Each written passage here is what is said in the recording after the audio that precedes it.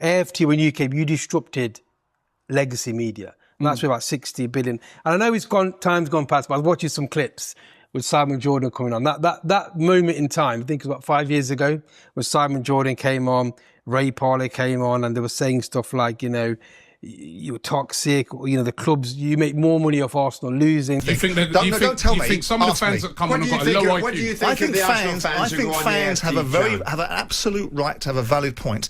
I listen to the Arsenal Fan TV on the times that I've listened to it, and I think it's toxic. I think it's destructive. I think it's counterproductive. Did you listen to it last night? No, I didn't. Oh, I didn't think so. No, I didn't. That kind of stuff.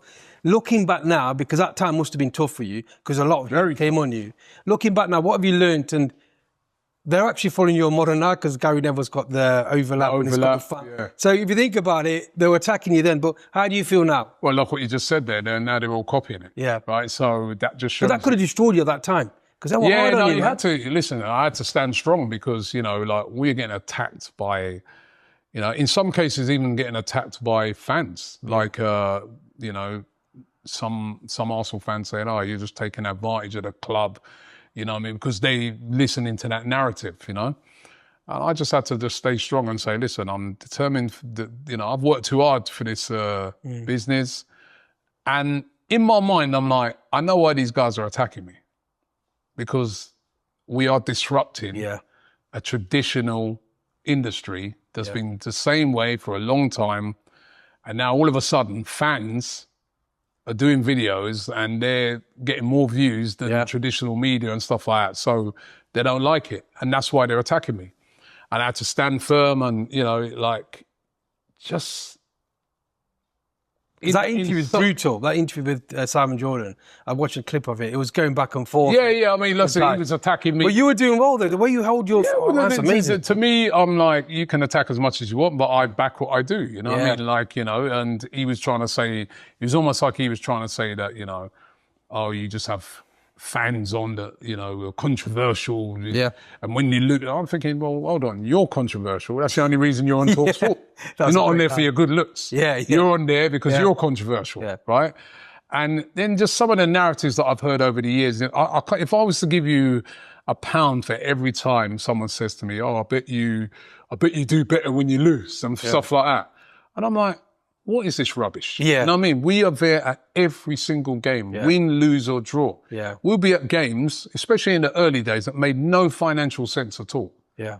But because I wanted to be consistent, we're always at those games. Yeah. Right? Whereas these people that are saying this stuff, they're not at those games. No, they're not, you know, so I wasn't deterred by them. I think because he was saying shut it down, I was like, that's a bit tough. You know what I mean? You built so much. Yeah, I think, if you listen to, they say, I think if you listen to fools, you're a fool yourself, innit? Yeah. So I ain't listened to none of that. Yeah. And, it just, like you said, it makes you then laugh when you see them a few years on starting their own podcast. Fan Zone. And doing it, you know what I mean? So... Are you good with them now? I'm not good with Simon Jordan. No? You're not good with him, He's still always slagging us off. Oh, really? Still? I'm not good with Gary Neville. You know what I mean? You had that meet-up with Gary Neville, I think. Yeah, we had that meet-up with Gary Neville. And I've even been on the overlap a few times. I even hosted the overlap. Oh, did you? Oh, okay. Yeah. So I'm good with Gary Neville. I'm good with the majority, with most of them. I'm not good with Simon Jordan, no, because this guy is a bit bitter, in my opinion. Like, he's just always talking about AFTV. I'll just be randomly just always hearing him. I think he was affected by that interview, you know what I mean? Like, he's just always going on. He's just like, I think he expected me to come in there and just lose my temper and this and that. And I'm like, I ain't losing my temper because I back what I do and, I believe in what I do. And you know what? What we're doing, we're making a real impact, not just in the UK, but around the world. You know what I mean? I've been around the world with this. I've seen the impact that it's making around the world. Well, you were saying off air about Qatar, people getting in contact with you around the world that you won't think about. You have to pinch yourself. You were saying that you were like getting messages. You think, is it really contacting me? But they're like making a difference. Around the world, like so recently we've been doing some amazing content in Africa. Yeah. Where, that was sort of a thing that I wanted to do. I wanted to go over to Africa. We see the amount of football fans and the passionate fans that I have in Africa. So I went to Nigeria. We did some stuff there. It was amazing. And since that, we've done Ghana, Sierra Leone, and we've done Kenya recently.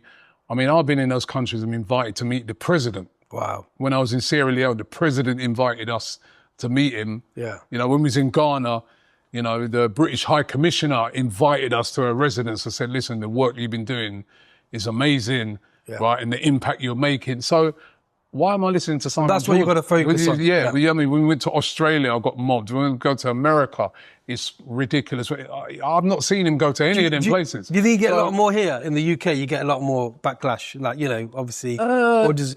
Yeah, listen, it comes with the territory. You know what I mean? You're not.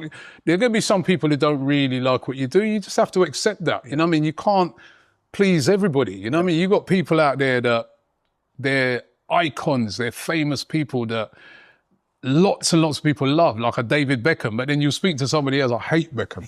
Yeah. You're like, why do you hate Beckham for? Yeah. Why? What's he done? I don't know. I just hate him. Yeah. So yeah, I mean, you got to accept that it's human.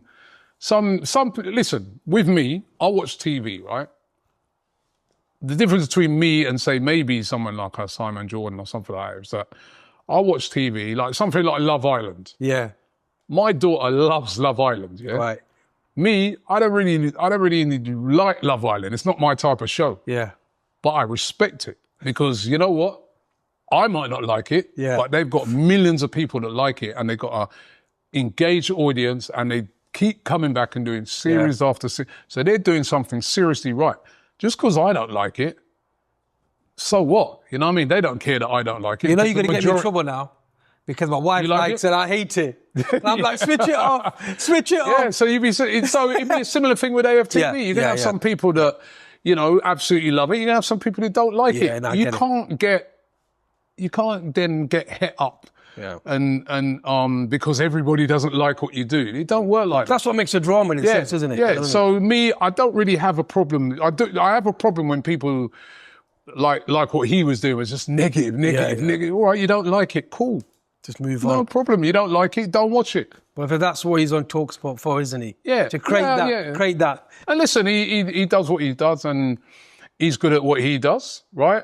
But, you know what I mean, I'm focused on what we're doing. I see what we do. I see what we do around the world. There's things we do around the world I ain't seen him do. Yeah. Right? So, you know what I mean? Like, we was in Kenya the other day. We did a watch party. Right? We had 2,000 people on a day when it was like a monsoon watching that game with us. We went to Ghana, we had 1,000 people. When we just do this stuff over and over again, right? Yeah. So I'm happy with the direction we're going. So thank you for watching that video. If you want to see other videos and great guests, make sure you subscribe and like the video. So you can now head over to my website where you can see a bit of my story of building and scaling my businesses and also all the free resources and tools which you can help you on your journey in your brand and your business.